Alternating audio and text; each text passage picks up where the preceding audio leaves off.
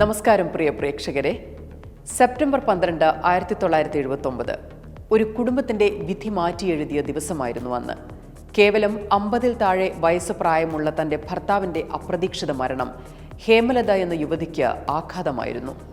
40കളുടെ മധ്യത്തിലെത്തിയ ഹേമലതയ്ക്ക് 6 മക്കളുണ്ട്. മുന്നോട്ട് പോകുന്നത് എങ്ങനെയെന്ന് അവർക്ക് ധാരണകളില്ലായിരുന്നു. ജീവിതം എന്നത് നിങ്ങൾക്ക് എന്ത് സംഭവിച്ചു എന്നതല്ല, മറിച്ച് സംഭവിച്ചതിനെ നിങ്ങൾ എങ്ങനെ നേരിടുന്നു എന്നതാണെന്ന തിരിച്ചറിവുണ്ടായിരുന്നു അവർക്ക്. പിറ്റേ ദിവസം മക്കളെ അടുത്തേക്ക് വിളിച്ചു. അതിൽ മൂത്തയാൾക്ക് 24 വയസ്സ്, ഏറ്റവും ഇളയയാൾക്ക് 12 വയസ്സ്. അവരോട് ആ അമ്മ പറഞ്ഞു, ഇന്നു മുതൽ നിങ്ങൾക്ക് അമ്മയും അച്ഛനും ഞാനാണ്.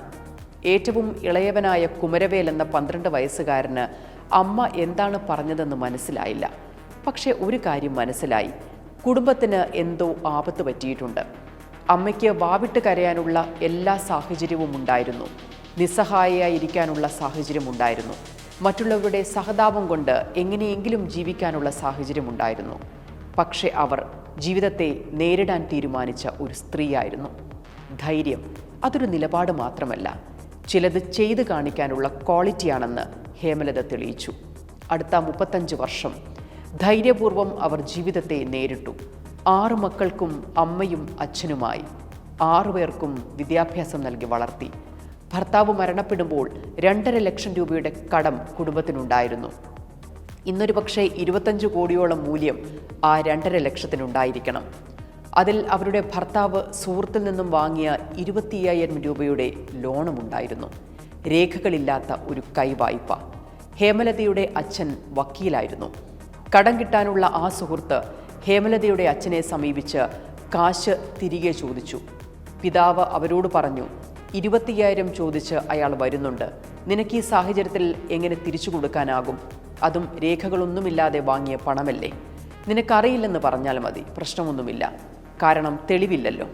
തെല്ലും സംശയിക്കാതെ ഹേമലത മക്കളുടെ മുന്നിൽ വെച്ച് തൻ്റെ പിതാവിനോട് പറഞ്ഞു, ഞാൻ ആ കള്ളം പറയില്ല. എൻ്റെ ഭർത്താവ് പണം വാങ്ങിയത് കുടുംബത്തിന് വേണ്ടിയാണ്. ആ ബാധ്യത എൻ്റേതു കൂടിയാണ്. ഞാൻ ആ പണം തിരികെ കൊടുക്കും. എനിക്കതിന് സാധിച്ചില്ലെങ്കിൽ ദായി നിൽക്കുന്ന എൻ്റെ മക്കൾ അതിന് ബാധ്യസ്ഥരാണ്.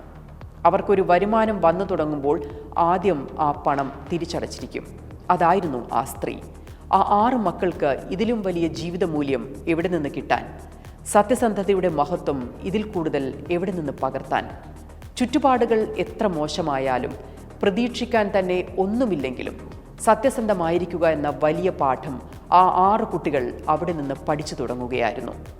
9ാം ക്ലാസ് വരെ മാത്രം പഠിച്ച, തമിഴ് ഭാഷ വലിയ വശമില്ലാത്ത, തമിഴ്നാട്ടിലേക്ക് മരുമകളായി വന്ന ആ ആന്ധ്ര യുവതി കൃഷിപ്പണി ചെയ്തും ബേക്കറി നടത്തിയും ചെറിയൊരു ഫാക്ടറി തുടങ്ങിയും ആ 6 കുട്ടികളെയും പഠിപ്പിച്ചു. അവർ വളർന്നു. അങ്ങനെ കാലം മുന്നോട്ട് പോയി. എഡിറ്റോറിയൽ ഇൻസൈറ്റ്സിലേക്ക് സ്വാഗതം.